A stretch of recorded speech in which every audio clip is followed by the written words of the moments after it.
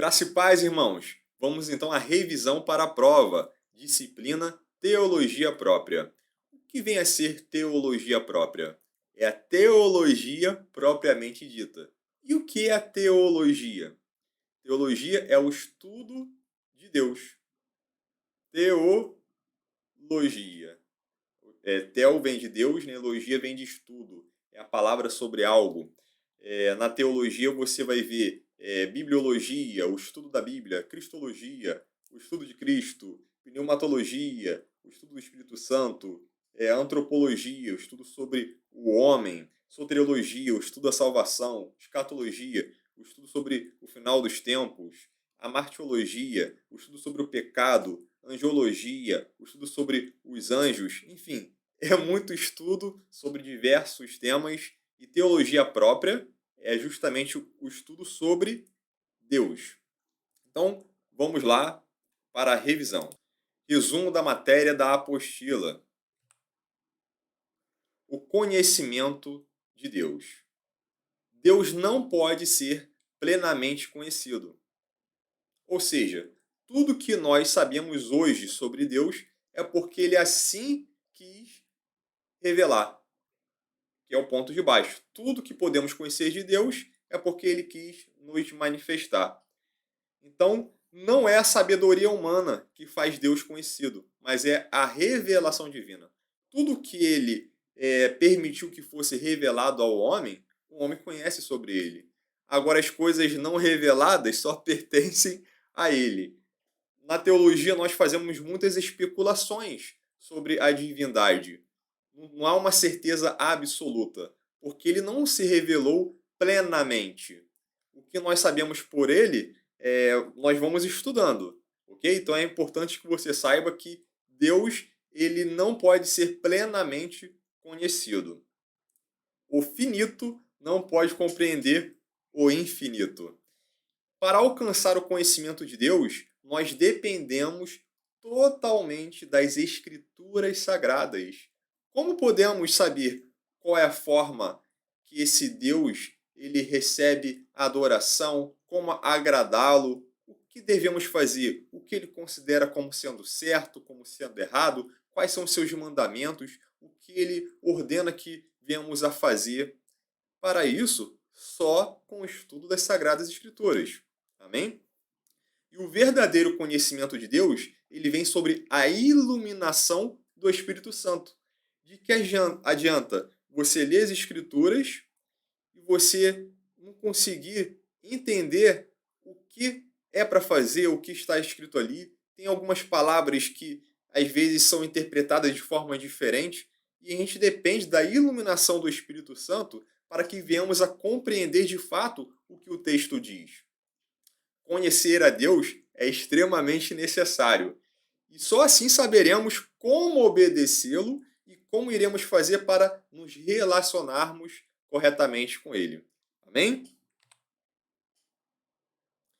A existência de Deus. Nós temos algumas provas tradicionais acerca do conhecimento de Deus e a Bíblia, ela não tenta provar que Deus existe, ela já pressupõe que uma criatura, nós, teríamos sã consciência de que existe um Criador, não iríamos negá-lo, então ela não se preocupa. Ah, Deus existe por causa disso, por causa disso. Não.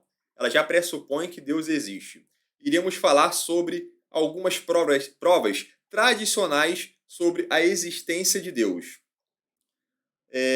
Alguns argumentos, né, precisaram ser desenvolvidos para fins apologéticos, apenas para a defesa da fé. Precisamos defender a nossa fé em meio à descrença, né? Muitos ateus tentam combater a nossa fé. Então, para fins apologéticos, para fins de debate teológico, precisamos saber das provas tradicionais acerca da existência de Deus. Então, isso é muito importante. Então, vamos lá. Para os principais argumentos teológicos para defender a existência de Deus. Então, essas são as provas. O argumento ontológico, argumento cosmológico, argumento teleológico, argumento moral e argumento histórico.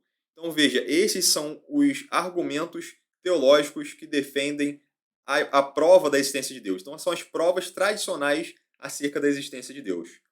E é interessante que, desses argumentos, 3 deles são os mais conhecidos, que são o argumento teleológico, argumento moral e argumento histórico. Então, se cair na prova, e certamente vai cair apenas esses 3 principais. Então, por favor, foco nesses 3 argumentos principais. O que é o argumento teleológico? Esse argumento, ele afirma que há em todo o universo uma ordem, uma inteligência, uma harmonia, um objetivo. E isso demonstra que existe um ser muito inteligente que planejou tudo isso que nossos olhos contemplam. Então esse ser é quem?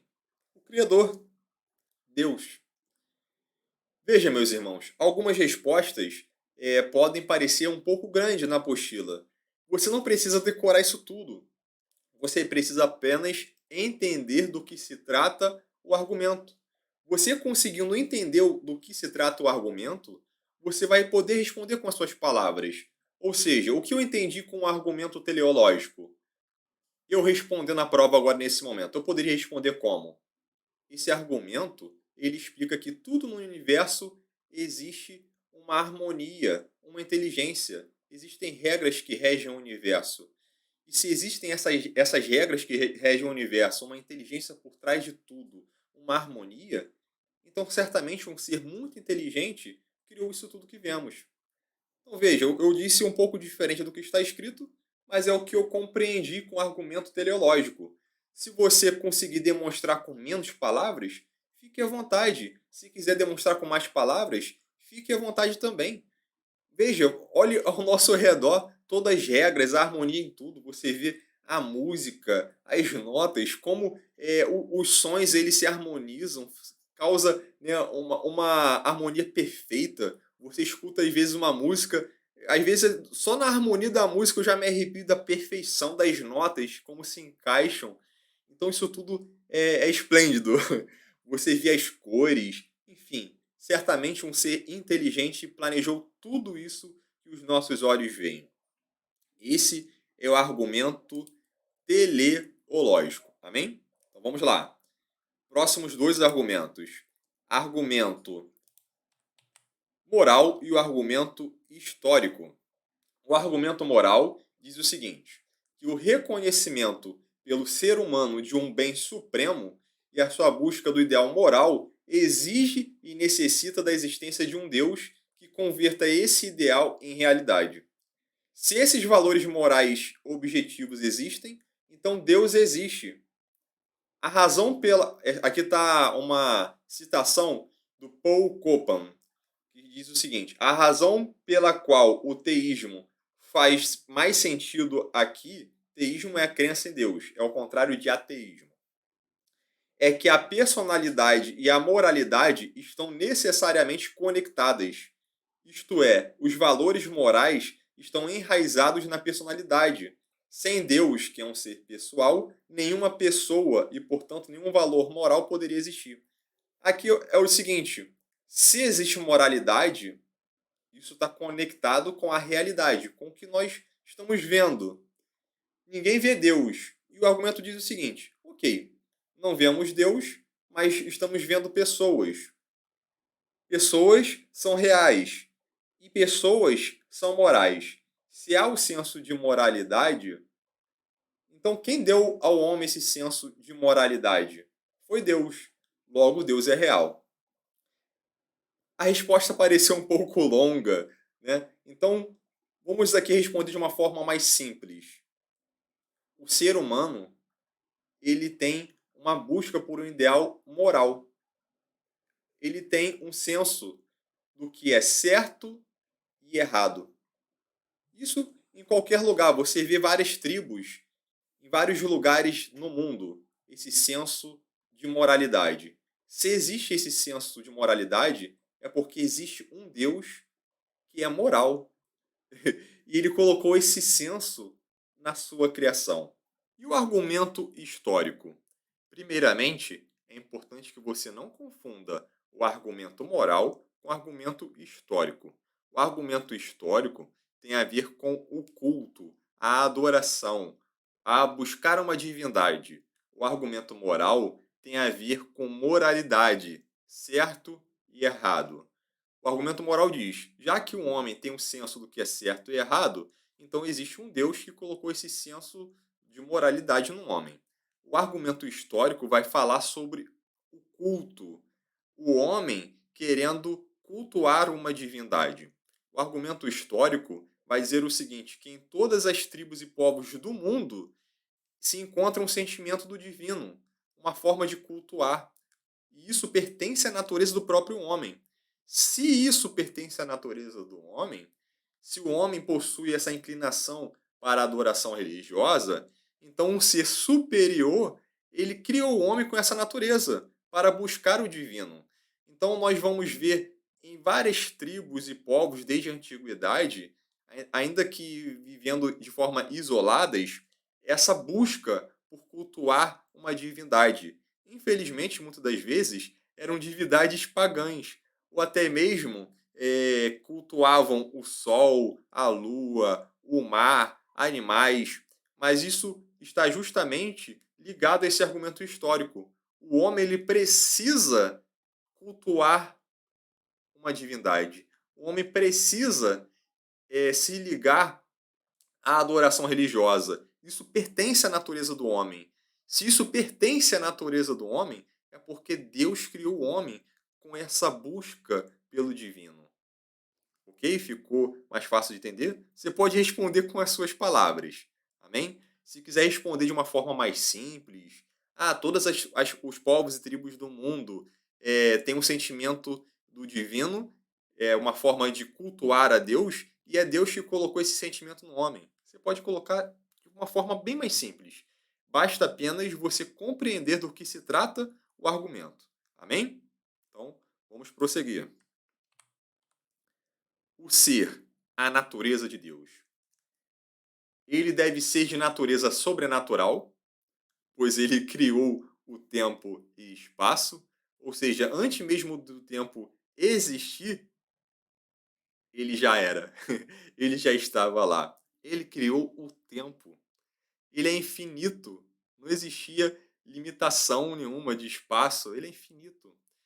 Veja, ele é um ser onipotente, todo-poderoso, ele é eterno, ele é autoexistente, ele é onipresente, pois ele criou o espaço, então ele não é limitado, ele está em todo lugar. Ele é eterno, ele é imutável, ele não muda, ele é imaterial, ele transcende o espaço físico, o espaço da matéria. Ele é um ser pessoal, ele é infinito, ele é singular, ele deve ser diversificado e também ao mesmo tempo unificado. A gente vê que são grandes coisas e é bem complexo se compreender Deus. Ele é onisciente e supremamente inteligente porque ele conhece todas as coisas. Veja só quão profundo é Deus. Ele deve ser moral. Veja só, se existe um senso de moralidade, se existe a lei do certo e errado, é porque existe alguém que legislou essa lei do certo e errado. Esse alguém é Deus. Ele é um ser cuidadoso. Então, aqui, algumas questões sobre a natureza de Deus. Deus é infinito. Ele é um ser absoluto. Não provém nem é condicionado por coisa alguma. É a causa de tudo e é livre de qualquer fronteira ou limitação. Então, Deus é infinito, a palavra já define. E não é limitado a nada. Deus é pessoal, ou seja, ele tem mente, vontade, é inteligente, possui razão, autoconsciência, autodeterminação, individualidade. Deus é espírito, ou seja, ele não é um ser corpóreo, não é material e não possui as propriedades da matéria. Por isso que na Bíblia é proibido se fazer imagens e representações de Deus, porque ele é espírito. Deus é santo. Isso significa que ele é essencialmente, né, em sua natureza, puro. Não existe mal em seu ser. Ele é completamente santo. Aqui vamos falar sobre os atributos de Deus.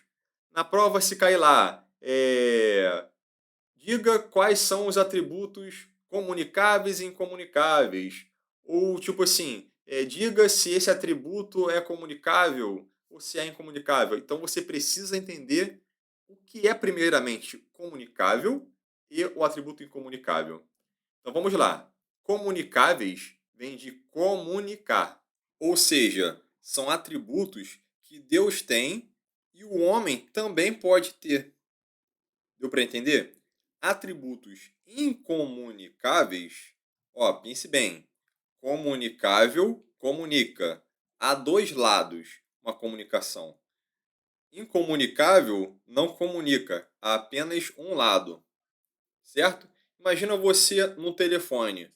Você está se comunicando com alguém, é você em um lado e a pessoa do outro. Se a pessoa está incomunicável, é só você. Perfeito? Então vamos lá. Atributos incomunicáveis são atributos que apenas Deus tem. Comunicáveis, Deus tem e o homem também pode ter. Eu tenho inclusive até uma dica para você. Primeiro ponto, você deve pensar: o homem, ele pode ter esse atributo? Se o homem pode ter o atributo, então esse atributo ele é comunicável. Segunda perguntinha que você faz. Se você perguntar, um homem tem esse atributo? Se você disser que não, segunda pergunta que você deve fazer é: o homem deve ter esse atributo? Se essa pergunta for sim, que deve, também é comunicável. Então, são atributos que você pergunta: o homem tem e o homem deve. Se a resposta for sim, comunicável. Se a resposta for não, é incomunicável. Ok? Então vamos lá. Atributos que só Deus tem, incomunicáveis. Deus é eterno, ele é imutável, onisciente, onipotente, onipresente. Aqui estão listados esses atributos. Comunicáveis. Ele é santo. O homem é santo? Não. Então lembra as duas perguntas que eu fiz. O homem é, mas o homem deve ser? Então, se a primeira pergunta não foi respondida, o homem é santo, mas o homem deve ser? O homem não é santo, mas a segunda pergunta, o homem deve ser? É sim. O homem deve ser santo. Deus é santo e nos chama à santidade. Logo, se o homem deve ser santo, então é um atributo comunicável. Deus é justo. O homem é justo? O homem deve buscar sim andar em justiça. Então veja, tem duas perguntas. A primeira é se o homem é e a segunda é se o homem deve, ok? Deus é amoroso, devemos também amar. Ele é sábio, nós podemos também ter sabedoria. Ele é fiel, nós devemos também ser fiéis. Ele é bom, nós também devemos ter esse atributo da bondade. Tem até aquele texto bíblico, só Deus é bom. Beleza, só Deus é bom, mas são atributos que também devemos ter. Atributos que também devemos ter são atributos comunicáveis. Ele é pacífico, nós também devemos buscar a shalom, a paz. Ele é zeloso, nós também devemos ter zelo. Ele se ira, nós também iramos. Deu para entender? Então são duas perguntinhas. O homem é, e a segunda perguntinha é: o homem deve ser. Então, se o homem não for, mas ele deve ser, também é comunicável. Como no caso da santidade, da bondade e outras mais. Ok? Ficou alguma dúvida? Tudo certinho? Então, vamos avançar. Os nomes de Deus. Deus tem um nome? Então vamos lá. Conhecemos Deus por Deus. Mas qual será o seu nome? Como ele é chamado nas Escrituras Sagradas? O nome de Deus é Jeová?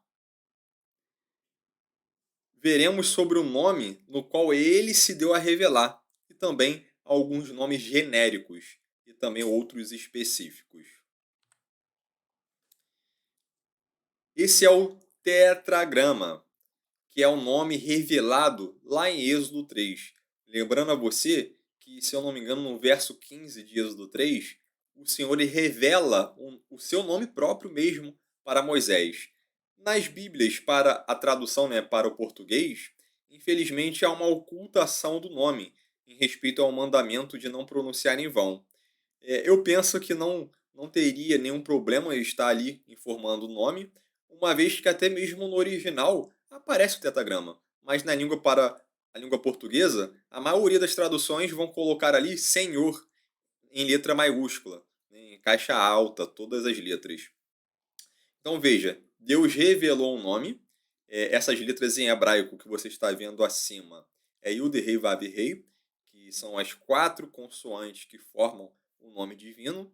Lembrando a você que a pronúncia do nome, com o tempo, ela foi perdida, então é dito que hoje é um nome impronunciável, justamente por ter perdido a pronúncia. Em aula falamos sobre algumas questões importantes acerca disso, mas para fazer a prova é importante que você saiba apenas isso. Memorize essas 4 consoantes, né, usando o alfabeto latino: Y, H, W, H.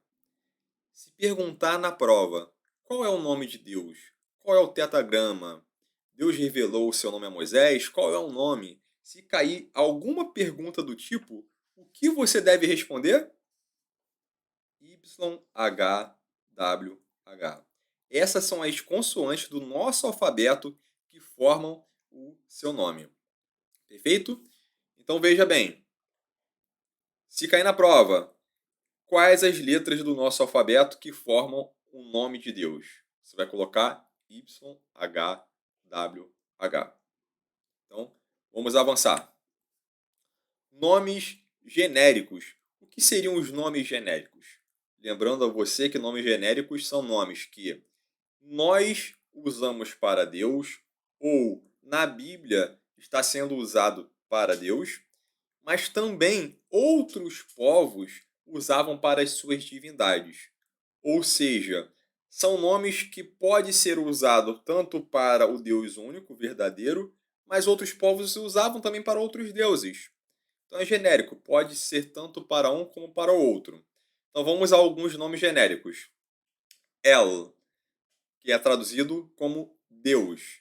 Na Bíblia vamos ver El tanto para Deus, o Deus único, como também para um outro Deus, um Deus pagão. Então é um nome genérico. El significa força que conduz, forte, autoridade. Então vamos para o próximo. Elohim. Elohim é o plural de Eloá.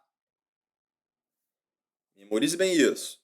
Elohim é o plural de Eloá, considerado plural majestático ou de excelência, expressando grande dignidade. Então você lembra quando eu falei em aula que lá em Gênesis capítulo 1, logo no primeiro capítulo, está escrito Bereshit bara Elohim.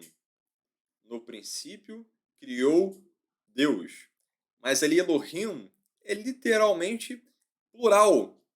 Mas não traduzimos como deuses. Por quê? Bará, criou, está no singular. Não é criaram.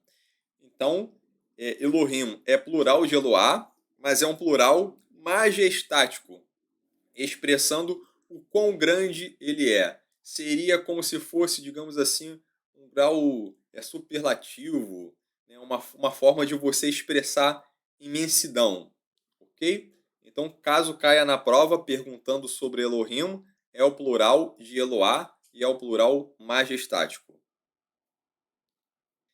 Nomes específicos. El Elyon. O nome El Elyon, na apostila, você vai ver que é considerado um nome genérico. Por que na apostila está como um nome genérico? Se El Elyon é o Deus Altíssimo, aquele que é sublime, um Deus exaltado, é que para outros povos existiam às vezes hierarquia de deuses. Existiam deuses que eram maiores e outros deuses que eram inferiores. E nesses povos, alguns chamavam esse Deus que era o maior de todos como El Elyon, o Deus Altíssimo. Deu para entender? Mas essa terminologia, essa palavra que é usada, para nós não vale muito. Por que não? Porque nós jamais vamos usar El Elyon para referir a essas outras divindades, a falsas divindades. Nós apenas usaremos para o Deus Criador. Então veja, El Elyon é como se eu pudesse dar duas respostas. Eu posso considerar como genérico, tendo uma visão global, uma visão de mundo, olhando por tudo, né, inclusive outros povos, né? E se eu for falar com uma visão cristã, né, considerando até outras religiões, mas o que eu considero como El Elyon é um termo que pode ser usado para outros. Na Bíblia você vai ver El Elyon para outros deuses? Não, ok? Então na prova eu posso considerar certo tanto se você colocar El Elyon como nome genérico, tanto como colocar como nome específico. Pois para nós é um nome específico. Deu para entender? Então vamos avançar. El Shaddai é o Deus poderoso, possuidor de todo o poder na terra e no céu. El Shaddai é traduzido como todo-poderoso. Em aula foi falado algumas questões a mais sobre o nome El Shaddai e é muito profundo, é o sentido de ser aquele que amamenta, aquele que dá o sustento. A gente vê a palavra shad em inglês, aquela questão, né, do peito, assim como a mãe dá o sustento para o seu bebê, assim também é o Deus Todo-Poderoso quando ele nos sustenta. Ele é aquele Deus que amamenta. Adonai. Adonai traduzimos como Senhor, a quem tudo está sujeito e com quem o ser humano se relaciona como servo. Então, Adonai, Senhor. Inclusive, o tetagrama que está abaixo, YHWH, por ser impronunciável, quando nós lemos essas quatro consoantes YHWH, ao lermos isso, nós pronunciamos o quê? Adonai. Então, até mesmo esse nome de baixo, o tetagrama, um nome sagrado de Deus, se cair na prova, você vai colocar YHWH, mas ao ler, nós lemos Adonai. Compreendido?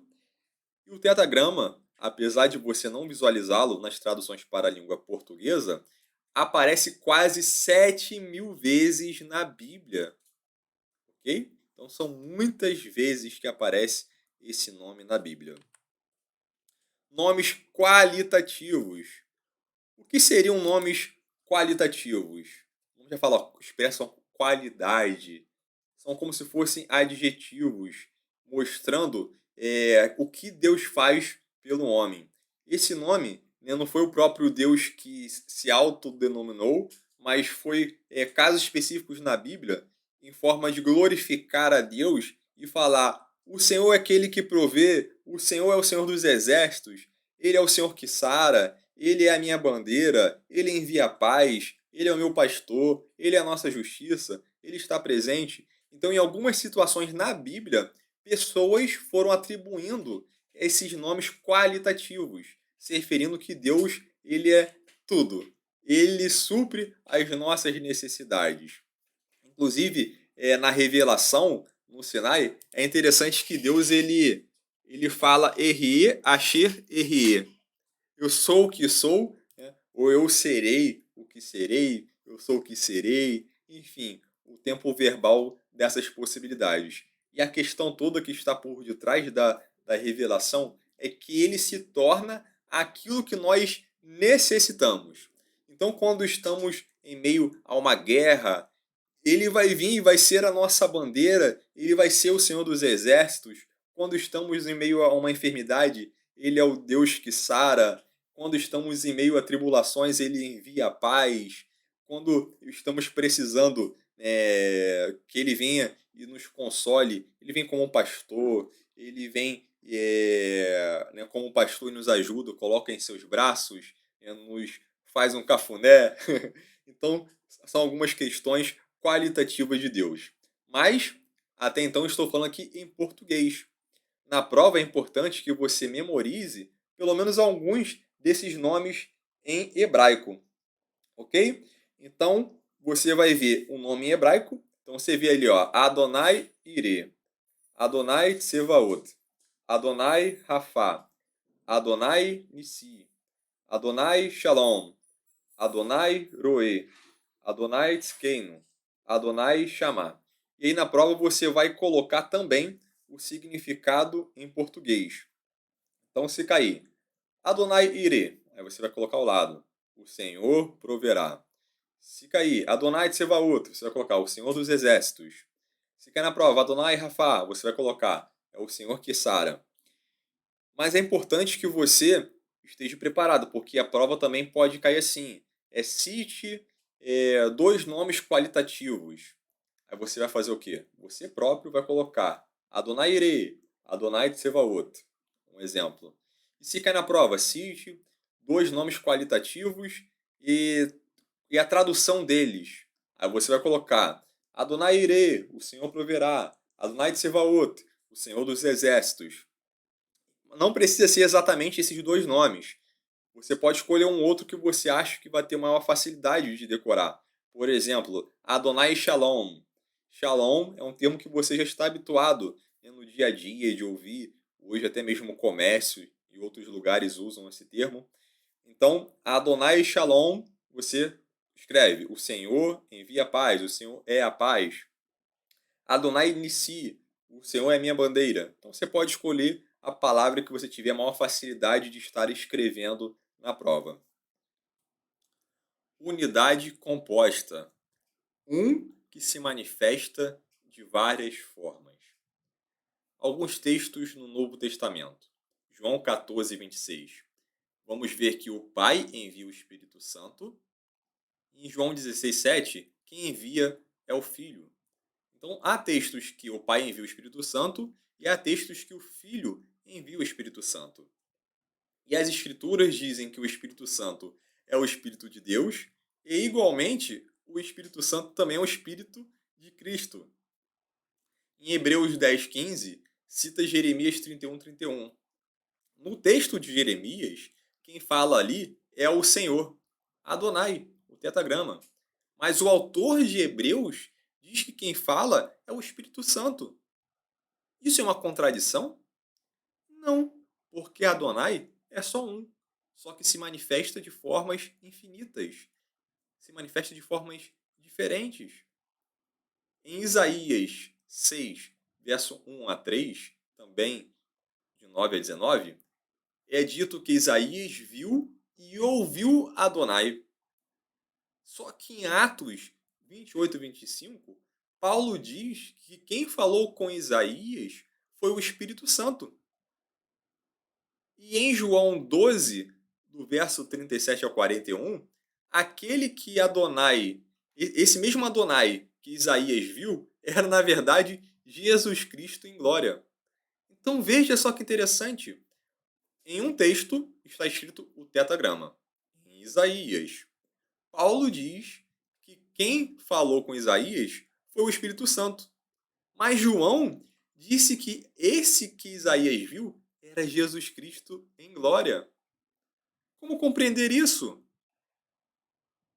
Adonai é um. O Senhor é um. Não há contradição em um texto dizer que foi o Espírito Santo, em outro texto Jesus, outro texto Adonai, porque é apenas um. Não há contradição nisso. Reflexões sobre Cristo. É importante que você leia e releia isso aqui algumas vezes, porque em provas anteriores alguns alunos ficaram com um pouco de dificuldade, porque são perguntas que uma resposta leva a outra pergunta, e se você errar uma pergunta, você pode, infelizmente, vir a errar todas. Então memorize bem essa parte, ok? Porque você precisa ter um pensamento correto para que você consiga responder todas as perguntas. Se você errar uma, infelizmente você tem uma tendência a errar todas. Então vamos lá. Primeira pergunta, sobre Cristo, ok? Jesus, né, Cristo, ele é divino? Qual é a resposta? Sim, ele é a manifestação do próprio Deus em forma humana, a imagem visível do Deus invisível, conforme está escrito em Colossenses, capítulo 1, verso 15. Outra pergunta: nós somos politeístas? Lembrando a você, o politeísmo é a crença em vários deuses. Nós somos politeístas? Não. Nós somos monoteístas. Monoteísmo é a crença em um Deus apenas. Só que esse Deus que é um, ele se manifesta de formas plurais. Inclusive, ele se manifesta corporalmente na pessoa de Jesus. E podemos ler isso em Colossenses 2, verso 9.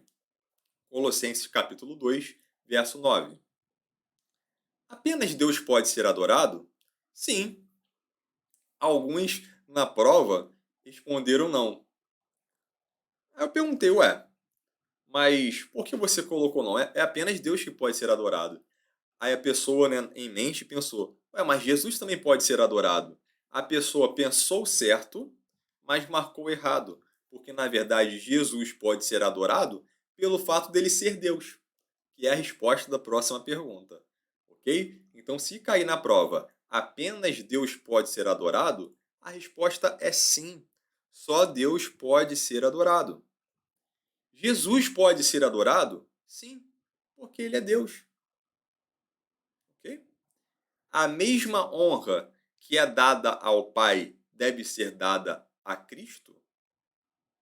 Sim. Você pode ver João 5:23. A mesma honra que é dada ao Pai deve ser dada ao Filho. Ok? Mais algumas reflexões sobre Cristo. Cristo é um ser criado? Não. Ele foi gerado. Ele é uma manifestação do próprio Deus. E ele próprio é a palavra. Lembra? A palavra que criou todas as coisas? Ele próprio, a palavra de Deus. João 1, verso 1. No princípio era a palavra estava com Deus e a palavra era Deus. Outra pergunta que muitos também têm um pouco de dificuldade de assimilar. Jesus só passou a existir após Maria, ou seja, após o nascimento humano? Não! Ele é o Verbo. Ele sempre existiu. Lá em João 8:58, alguns fariseus questionaram Jesus. Ele disse, né, ali ter já conversado com Abraão e perguntou a Jesus: Ué, você não tem nem 50 anos? Como é que você viu Abraão? E Jesus responde: antes de Abraão existir, eu sou. Então ele é antes ainda de Abraão. Se ele é antes de Abraão, é lógico que ele já existia antes de Maria. Em Isaías 9:6, ele é pai da eternidade. Pai eterno. Sempre existiu. Cristo tem a mesma essência do Pai? Sim. Em sua natureza divina, o Filho é essencialmente igual ao Pai. No entanto, como homem, lembrando isso, homem, Cristo como homem, ele era inferior ao Pai, devido às suas limitações da natureza humana. Então, se cai na prova, Cristo em algum momento disse que é inferior ao Pai, você responde sim. E por que ele disse isso? Devido à sua condição humana, ele tinha limitações. Como, por exemplo, ele passou momentos que ele precisava comer porque sentia fome, ele tinha sede porque também era humano, ele precisava dormir, ele foi morto justamente por ser homem em sua condição humana, então tinha limitações. Deus ele não precisa né? O Pai, em toda a sua glória, né, ele não precisa se alimentar, comer, beber, dormir. Não. Deu para entender? Cristo é inferior devido às suas condições humanas. Então, limitações da natureza humana. Mas sabemos que, como mediador entre Deus e um homem, ele próprio se fez homem. E daí veio a declaração, porque o Pai é maior do que eu. Perfeito? Vamos avançar. Recomendo que você leia toda a apostila e que você veja as referências sobre a unidade composta. E para tranquilizar os irmãos, nessa revisão que foi dada hoje, se você assistir esse vídeo, rever, abrir sua Bíblia e ler as referências que eu coloquei, ó, você já vai muito bem na prova. Inclusive, tem como você gabaritar a prova só em assistir esse vídeo. E é verdade. Então você pode assistir esse vídeo algumas vezes, abre a Bíblia, confirma as referências que estão escritas e certamente você fará uma boa prova. Então, mais uma palavra para você. Keep calm and boa prova. Então, mantenha calma e faça uma boa prova. Bons estudos e uma excelente prova para você. Deus te abençoe.